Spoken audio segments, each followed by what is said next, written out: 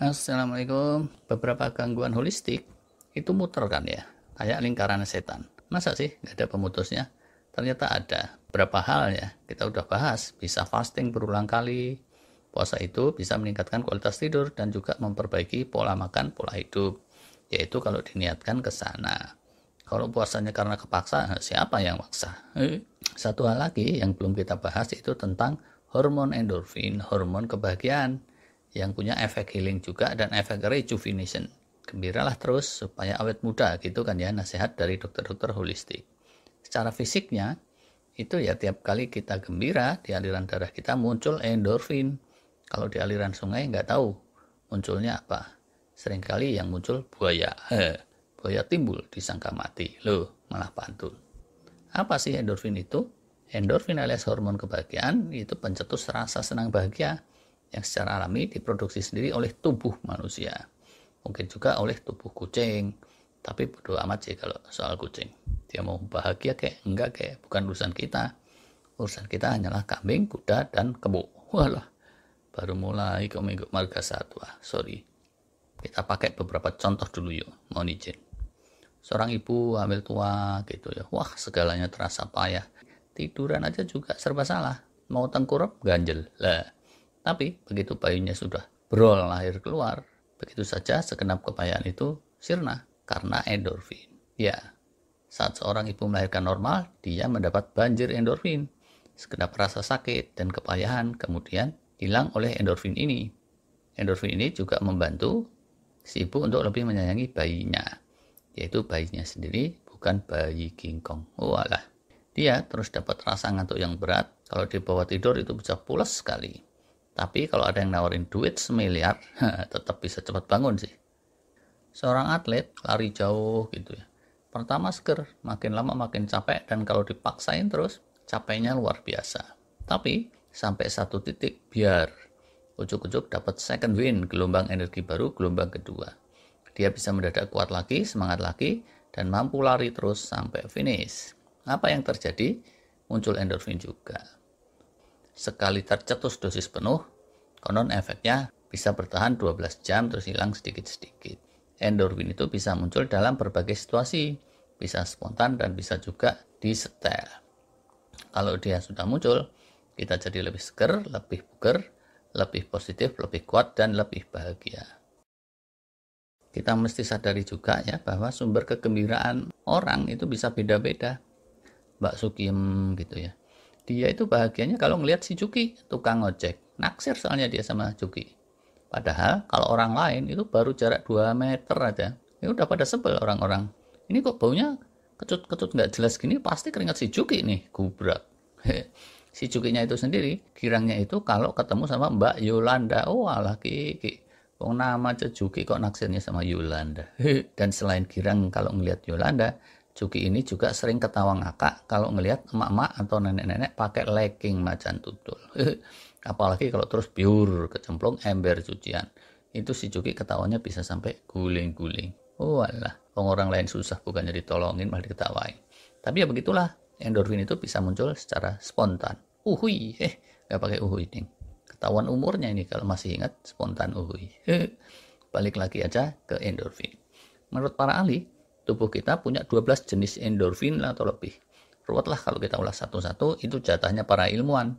Buat kita ya udah endorfin gitu aja. Secara alami, endorfin sama dengan opium atau morfin. Ada yang bilang endorfin itu endomorfin alias morfin yang diproduksi oleh otak kita, bukan otak udang.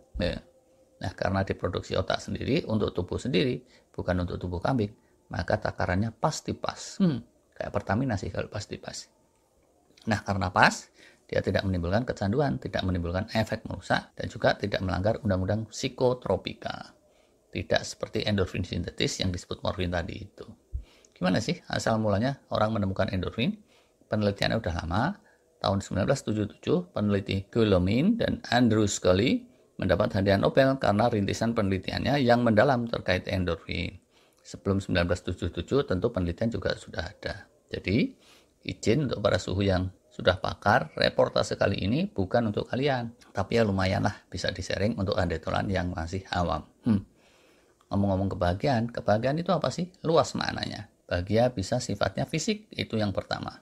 Rasa-rasa merinding disco yang sensasional, rasa itu muncul karena efek endorfin. Andai endorfin tidak ada, biar bermesraannya sama 7 orang sekaligus, yang ada cuma lemes doang. Nekat sih kalau sampai 1 lawan 7. 6 sih masih mending, ya kan? Begitulah, tiap kali otak kita, kalbu kita merasakan kesenangan, kebahagiaan, maka otak kita memproduksi endorfin. Dan sebaliknya, setiap kali aliran darah kita kemasukan endorfin, semula asam pun kita akan mendadak merasakan efek kesenangan, kebahagiaan. Kalau orang menyuntik diri dengan morfin, maka dia akan merasa fly, bahagia, yaitu secara fisik, tapi terus jadi ketagihan dan seterusnya.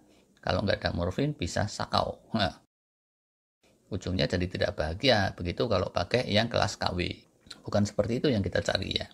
Kita tentunya ingin kebahagiaan yang terus-menerus, yang sejati. Tidak hanya yang sifatnya fisik, tapi inginnya yang lebih dalam lagi. Kebahagiaan yang sifatnya dunia akhirat selama-lamanya. Begitu kalau menurut guru-guru kita dan menurut hampir semua agama-agama besar.